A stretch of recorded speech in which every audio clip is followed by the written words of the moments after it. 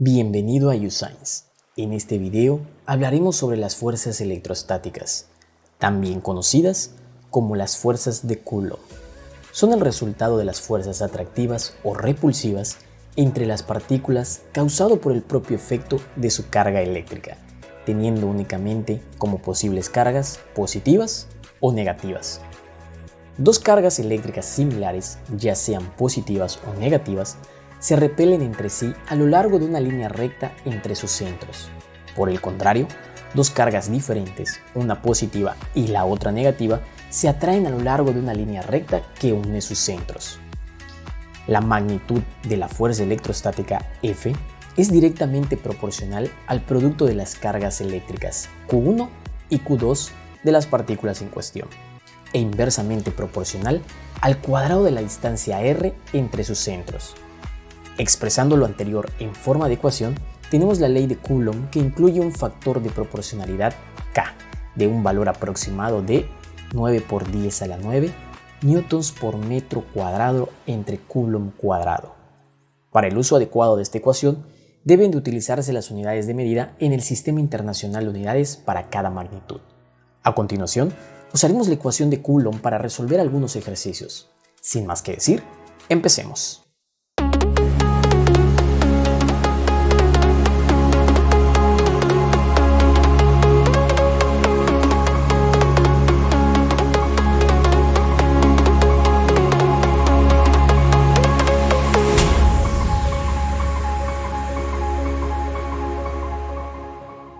Bueno, nuestro ejemplo nos dice: calcula la fuerza resultante sobre la carga Q4 en el siguiente sistema de cargas. Bueno, tenemos que calcular toda la fuerza que experimenta la carga Q4. Y en este caso nos damos cuenta que tenemos tres cargas que actúan sobre la carga Q4, Q1, Q2 y Q3. En este dibujo, las cargas azules representan cargas negativas y las cargas rojas representan cargas positivas. Para ello hay que recordar que la ecuación de la ley de Coulomb nos dice que la fuerza electrostática va a ser igual a la constante por el producto de la carga Q1 por el producto de la carga Q2 entre la distancia que los separa al cuadrado, donde K habíamos aprendido que tiene un valor de 9 por 10 a la 9 newtons por metro cuadrado entre Coulomb cuadrado. Bien, nos damos cuenta que esta ecuación únicamente involucra la interacción electrostática entre dos cargas puntuales. Por lo tanto, vamos a tener tres fuerzas donde se relacionan tanto la carga Q1 con la carga Q4, la carga Q2 con la Q4 y la carga Q3 con la Q4. Es decir, vamos a tener la siguiente interacción de la fuerza electrostática entre la fuerza que se da entre la carga 1 y la carga 4. Entonces la ecuación de Coulomb nos va a quedar como K por Q1 por Q4 entre la distancia que lo separa al cuadrado. Antes de empezar a sustituir, tenemos que darnos cuenta que todas las unidades de las cargas están dados en microcoulombs, lo cual no podemos utilizarlos en la ecuación de la ley de Coulomb. Tenemos que hacer una conversión donde nosotros sabemos que un coulomb equivale a 1 por 10 a las 6 microcoulombs. Este va a ser nuestro factor de conversión para pasar de microcoulombs a coulombs, ya sea por una regla de 3 o por factores de conversión, como ustedes lo deseen manejar. Muy bien, pues en este caso únicamente vamos a sustituir. Entonces la fuerza F14 pues nos va a quedar como K por el valor de Q1, donde Q1 aquí valdría 5 por 10 a la menos 6 coulombs, por el valor de la carga Q4, que en este caso sería 4 por 10 a la menos 6 coulombs dividido entre la distancia que las separa. En este caso, la distancia que hay entre Q1 y Q4 pues nos aparece como menos 15 milímetros. Transformado en metros, esto sería 0.015 metros al cuadrado. Al resolver esto con ayuda de una calculadora, pues obtendríamos que la fuerza de interacción electrostática entre la carga 1 y 4 es igual a 800 newtons. Y procederemos de la misma manera al calcular la fuerza de interacción electrostática que se da entre la carga 2 y la carga 4. Pues nuestra ecuación nos quedaría como K por Q2 por Q4 entre la distancia al cuadrado que la separa. Sustituyendo nos quedaría que la fuerza entre 2 y 4 sería igual a K por el valor de la carga Q2, que en este caso son 3 microcoulombs, ya transformados a coulombs serían 3 por 10 a la menos 6 coulombs por la carga Q4, que sigue valiendo 4 por 10 a la menos 6 coulombs entre la distancia, que en este caso serían 10 milímetros transformados a metros, equivalen a 0.01 metro, y lo elevamos al cuadrado, dándonos un valor para la fuerza F2.4 de 1080 newtons. Y ya para terminar, únicamente vamos a encontrar pues la fuerza resultante entre la carga 3 y la carga 4, quedándonos como K por Q3 por Q4 entre la distancia que los separa al cuadrado. Sustituyendo adecuadamente, pues vamos a obtener que va a ser el producto de K por el valor de la carga Q3, que en este caso son 2 microcoulombs transformados a coulombs, serían 2 por 10 a la menos 6 coulombs, multiplicado por la carga Q4, que sigue valiendo 4 por 10 a la menos 6 coulombs, dividido entre la distancia que los separa, que en este caso son de 20 milímetros, transformado a metros serían 0.02 metros, y lo elevamos al cuadrado, dándonos una fuerza electrostática entre las cargas puntuales 3 y 4 de un valor de 180 newtons. Muy bien. En este caso, vamos a analizar lo que realizamos. Nos damos cuenta que tenemos tres cargas, la carga Q1, la carga Q2 y la carga Q3, que van a estar interaccionando con la carga Q4. Por lo tanto, vamos a tener pues tres interacciones diferentes que vamos a tener que sustituir con la ecuación de Coulomb, de acuerdo con la interacción de las partículas. Por ejemplo, aquí tenemos la interacción entre la carga Q1 y la carga Q4 y su distancia que los separa. Para encontrar aquí la siguiente fuerza, tenemos la interacción entre la carga Q2 y la carga Q4 y la distancia que los separa. Y la interacción entre la carga Q3 y la carga Q4 y la distancia que los separa. Fíjense que en ambos casos, o en todos casos, siempre permanece constante Q4. Esto es porque es la carga donde queremos averiguar qué está sucediendo con la fuerza resultante. Pero hasta aquí no hemos terminado, porque ahora nuestro trabajo consiste en pasar esta pequeña figurita o diagrama que nos están dando en un diagrama de cuerpo libre. Para ello, pues siempre lo más conveniente es dibujar el centro o el origen del plano cartesiano en la partícula puntual donde nos están pidiendo la fuerza resultante, en este caso donde es Q4. Entonces, en este caso, voy a dibujar el origen de mi plano cartesiano aquí, como pueden observar. Y lo vamos a llevar pues ahora a otro diagrama de cuerpo libre, poco a poco, para ver qué está sucediendo, ¿no? Entonces tenemos aquí el diagrama, el origen de nuestro plano cartesiano, y pues vamos a empezar a dibujar los vectores. Para ello siempre pregúntense qué le sucede a la carga de interés, en este caso Q4, por la existencia de las otras cargas a su alrededor.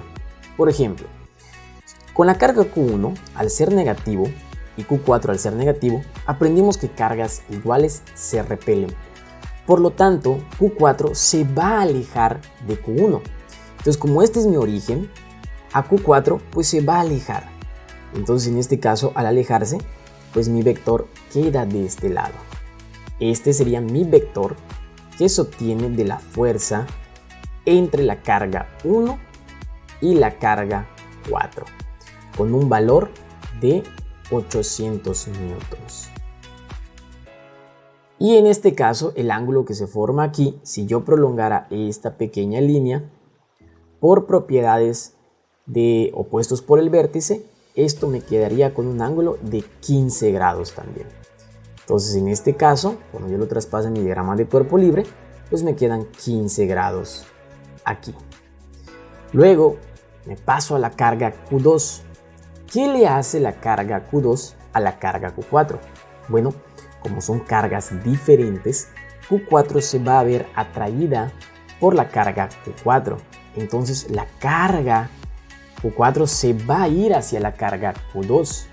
Entonces en este caso mi vector me queda sobre el eje Y, teniendo la fuerza de interacción entre la carga 2 y 4 con un valor de 1080 newtons. Y al quedarse entre el eje, descansando en el eje Y, pues sabemos que va a tener un ángulo de 90 grados. Ya para terminar, solo me falta pasar al diagrama de cuerpo libre la interacción entre la carga Q3 y la carga Q4. Bueno, ¿qué le hace la carga Q3 a la carga Q4? Bueno, pues como son cargas diferentes, la carga Q4 se va a ver atraída hacia la carga Q3. Entonces, mi vector me queda de esta manera, donde tengo la fuerza F3, 4, con un valor de 180 newtons y un ángulo de 60 grados. ¿Bien? Este es mi diagrama de cuerpo libre. Y esto nos va a ser de mucha ayuda ahora que vayamos a calcular la fuerza resultante.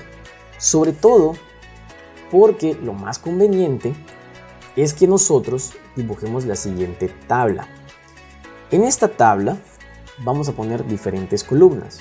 La primera columna hace referencia a la fuerza o al vector, en este caso.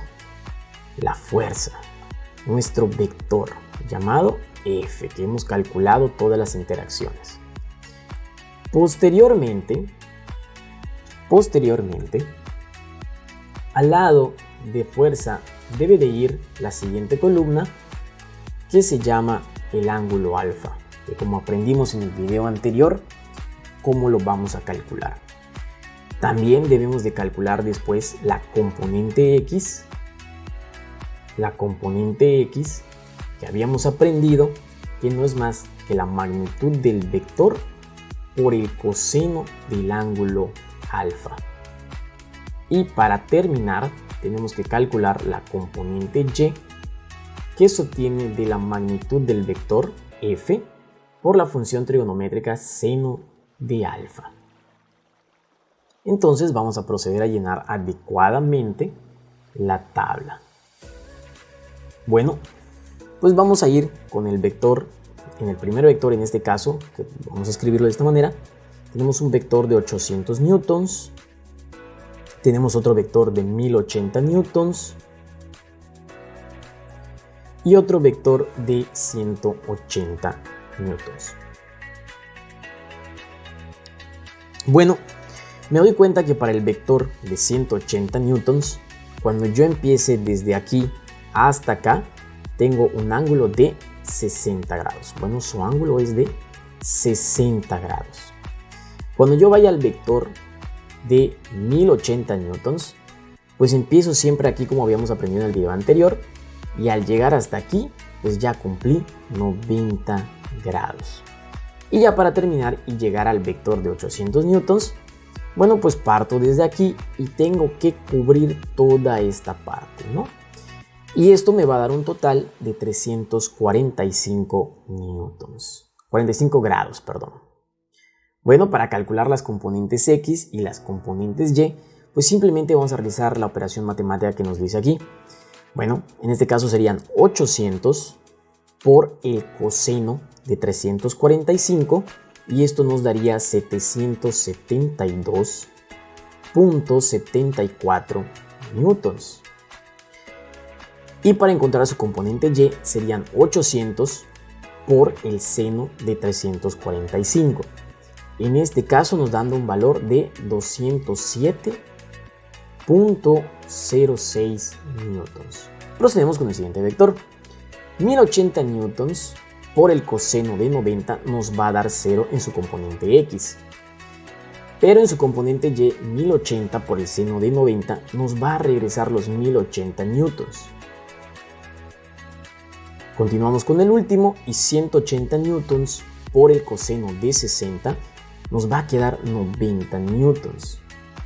Y 180 por el seno de 60 grados nos va a quedar 155.884 newtons. Bien, una vez que nosotros ya tengamos todos estos valores, lo conveniente es realizar una sumatoria de fuerzas. En este caso vamos a obtener aquí las sumatorias de las fuerzas en X, dándonos un total de 862.74 newtons. Y la sumatoria de las fuerzas en Y, dándonos un valor de 1028.23 newtons. Podemos escribirlo aquí para que sea un poquito mejor la notación. La sumatoria de las fuerzas en X nos da un valor de 862.74 newtons y la sumatoria de las fuerzas en Y nos da un valor de 1028.23 newtons.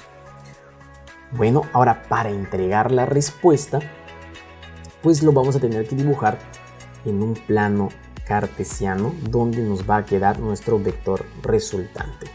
En este caso vamos a realizar todas las operaciones finales para dibujarlo de un color naranja. Vamos a trabajar un color naranja, un color café. En este caso, para calcular la fuerza resultante, había una fórmula que nos decía que la fuerza resultante se puede calcular como la raíz cuadrada de la sumatoria de las fuerzas en X al cuadrado más la sumatoria de las fuerzas de Y al cuadrado. Esta fórmula que está aquí nos va a permitir conocer la magnitud del vector o de la fuerza resultante en este caso. Entonces nuestra fuerza resultante al momento de sustituir pues nos va a quedar como la raíz cuadrada de 862.74 newtons elevado al cuadrado más 1028.23 newtons elevado al cuadrado. Esto nos va a dar un valor de una fuerza resultante de 1342.69 newtons. Esta es la magnitud de nuestro vector. Sin embargo, aún nos falta calcular el ángulo de este vector. Hay una fórmula que nos dice que para calcular el ángulo el ángulo de este vector siempre con respecto al eje X. En este caso lo vamos a llamar beta, para no confundirnos. Va a ser igual a la tangente inversa,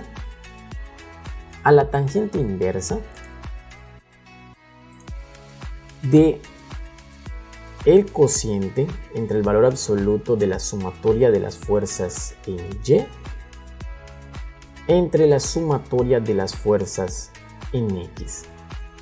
Esta es la otra fórmula que nos va a permitir conocer el ángulo.